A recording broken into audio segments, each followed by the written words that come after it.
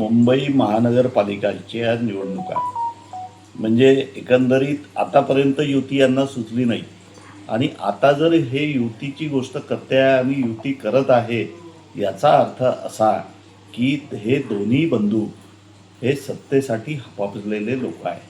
म्हणजे मुंबई महानगरपालिकेची सत्ता यांना पाहिजे आहे म्हणून युतीचा विषय डोक्यामध्ये आलेला आहे असं म्हणायला हरकत नाही. का मुंबई महानगरपालिकेच्या बाहेर ना उद्धव ठाकरे आहे ना राज ठाकरे आहे. त्याच्यामुळे मला असं वाटत नाही की विदर्भात किंवा अन्य बाकी याच्यामध्ये याचा खूप परिणाम होईल. त्यामुळे आम्हाला त्याची चिंता करायची गरज नाही आणि मुंबई महानगरपालिकेमध्ये सुद्धा या युतीचा यत्किंचितही परिणाम होणार नाही कारण मुंबई महानगरपालिकेचं बजेट पाहूनच ही युती झालेली आहे.